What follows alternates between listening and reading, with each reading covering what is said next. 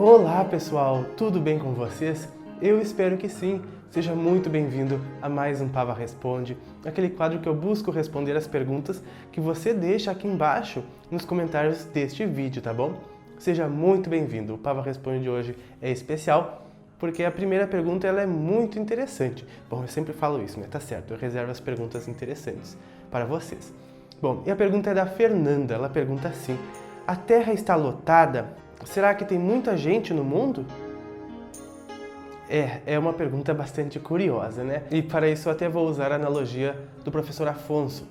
Ele nos pergunta assim, porque uma arara vive 60 anos e ao longo dos 60 anos ela coloca 2 ovos.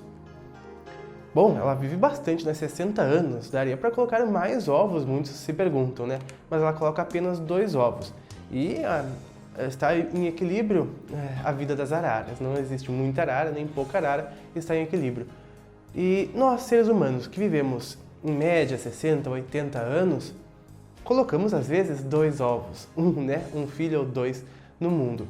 Para a arara a gente podia achar que é pouco, para os humanos a gente já acha que é bastante.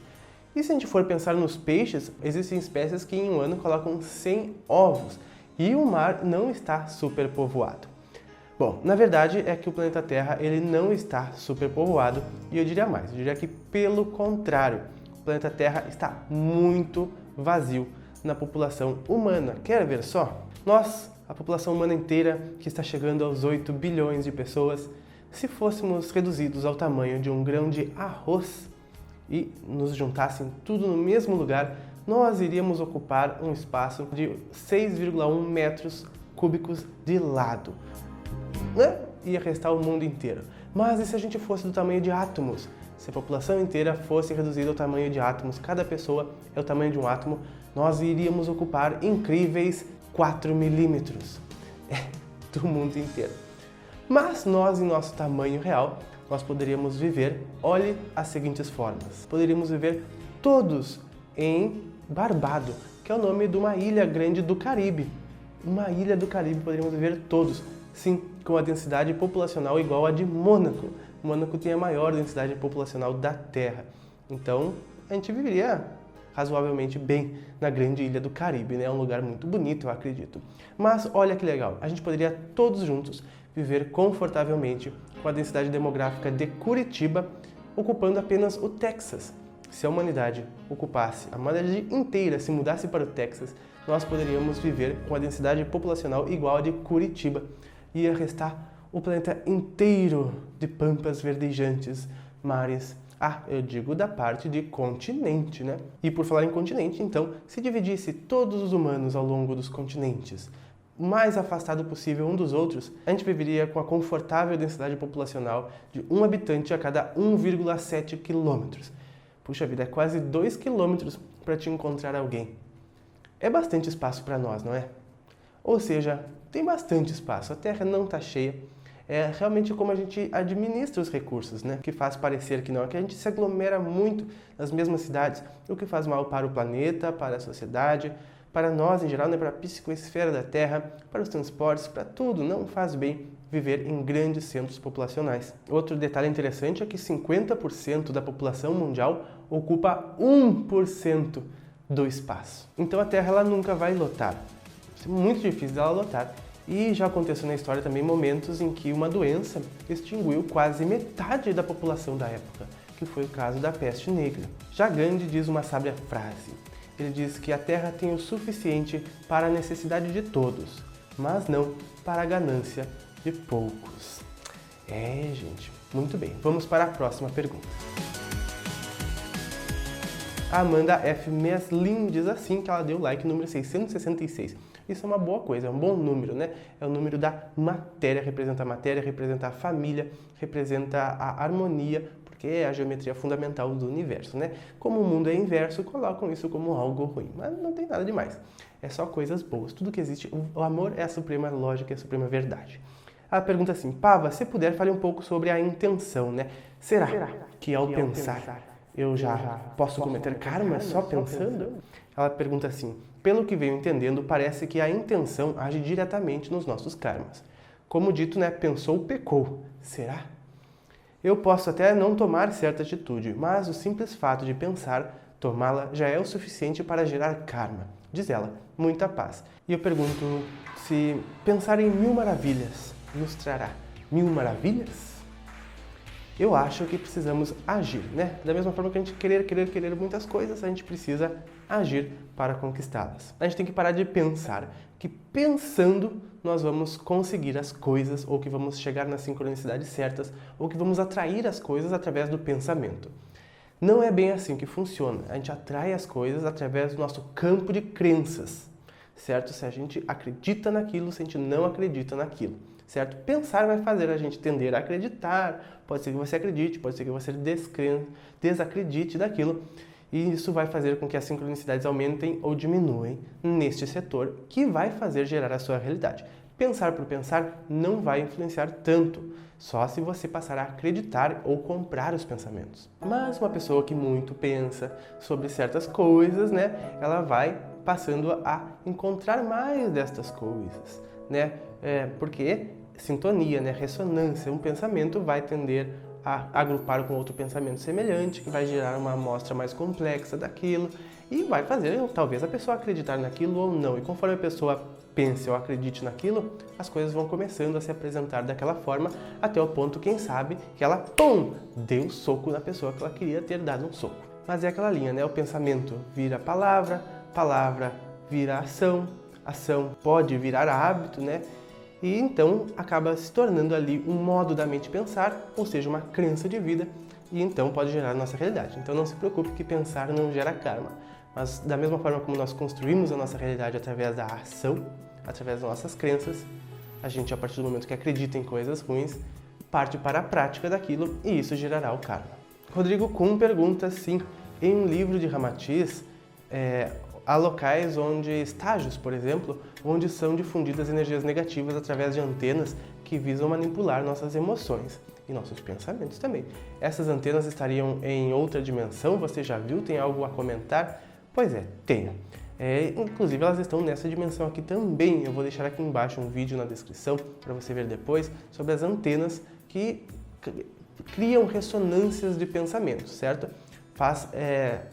Gera um tom vibratório de baixa vibração, ao qual faz tender as mentes a se sintonizarem com aquele pensamento.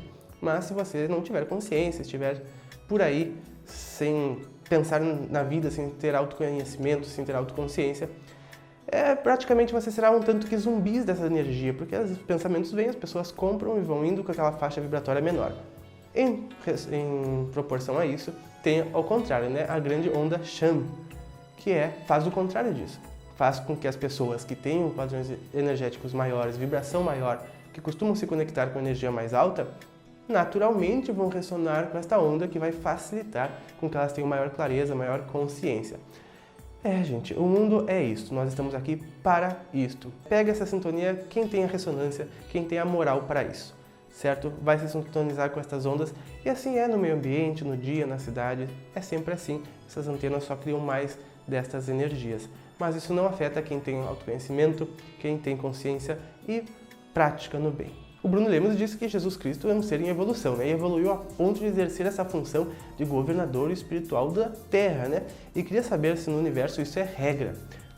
Nós, como seres em evolução constante, ao chegarmos neste patamar, governaremos espiritualmente algum planeta, né? Seremos co-criadores como regra? Co-criadores sempre somos, né?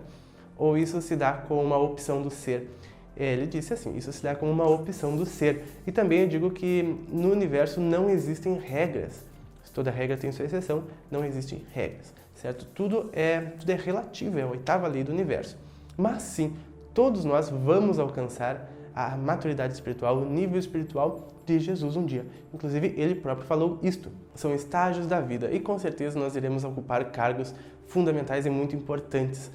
Nos servir do restante da humanidade, nos servir as populações. Então, e eventualmente, se a gente se sentir chamado a ser governador de um orbe, imagina quanto autoconhecimento nós precisamos ter e quanto conhecimento e quanta prática no bem necessária para isso, né? Todos nós, eu tenho certeza absoluta que um dia chegaremos a este nível e a mais. Jesus Cristo já não é mais nem anjo, ele está acima dos arcanjos celestiais. que são seres que operam acima da 7ª dimensão. Um dia nós vamos falar sobre isso. Vamos para a próxima pergunta. A Leila diz que tem visto na tela mental uma sociedade bastante evoluída, com riqueza de detalhes, em sua estrutura, organização, etc. E ao mesmo tempo que isso acontece, ela se sente mais energizada e feliz. Não sei exatamente qual a dimensão, mas não é a nossa. Será que estou com a imaginação muito ativa? Eu não tomo nenhum tipo de drogas, estou em pleno exercício das minhas faculdades mentais. Mas isso é estranho. Eu digo para você, você está em pleno exercício das suas faculdades mentais? É por isso então que você comunga com este tipo de sociedade. É possível que seja a sua sociedade de origem, em que você visita no extrafísico por estar em pleno exercício das faculdades mentais, para você se sentir bem, ser uma pessoa leve, você consegue ir levemente com a vida. E se você tem uma pessoa que tem uma certa pureza interior, vontade de servir, eu tenho certeza que você visita estas sociedades. Todos nós fazemos isso, uns lembram mais, outros menos. Pode ser que você tenha uma facilidade em retornar com essas informações. E existe muito, muito no universo. 99% do universo ele é mais evoluído do que a Terra. 99%.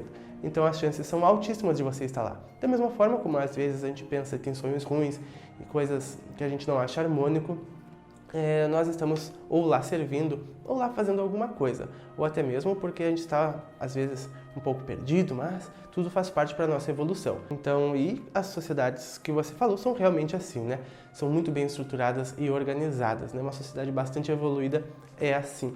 E se você vem com essas informações é porque lhe é permitido trazer essas informações, trazer essas memórias, e também porque você, através da sua leveza, através do seu espírito do bem, você consegue vir com essas informações. Do contrário, não conseguiria trazer informações de níveis superiores para cá. Por isso que geralmente a gente sonha com locais mais sombrios, porque é mais fácil de trazer a informação de volta. Não que a gente não esteja indo em lugares mais avançados, só que é mais difícil de lembrar. Legal que você lembra. O Márcio Castilho diz assim: bom dia, Pava! Se a pessoa acredita em guerra intergaláctica ou mundo de fantasia, quando desencarnar, a alma desperta em algum lugar igual ao que a pessoa acredita? Sim. No universo existe de tudo. No extrafísico existe tudo. Não existe é o que não existe. E tudo pode acontecer, inclusive nada. É bastante relativo. Mas sim, gente, sempre vamos encontrar, eu tenho certeza que existe mais do que uma pessoa pensando nessa realidade, vivendo em algo assim. Então, isso no plano extrafísico é papimba, é ressonância, a pessoa ela vai encontrar sempre isso. Assim como ela também pode sonhar com esses momentos, porque ela vai comungar com esses ambientes, certo? Então, tudo acontece nos astrais, certo? No plano, é infinito o espaço do plano extrafísico. Alguém pensando é alguém criando.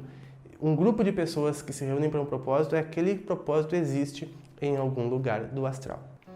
Pode ser que seja só ali algo inconsciente, uma guerra intergaláctica, como ele diz, Um mundo de fantasia, que é aquele momento, aquelas coisas que vivem, mas eventualmente aquilo lá irá evoluir esse cenário juntamente com a pessoa. E se ela preferir viver num mundo desses, o que importa é ter o amor dentro do coração. Ela vai encontrar fraternidades que vivem deste modo, porque também existem.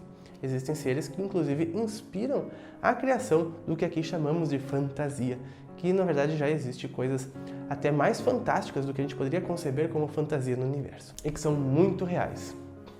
Mais real do que a nossa realidade, porque eu digo que a nossa realidade aqui não é realidade, porque a realidade não necessariamente é verdade. A realidade dos humanos não é verdade universal, porque a verdade universal é o amor e a lógica, é o equilíbrio, e aqui na Terra não é assim.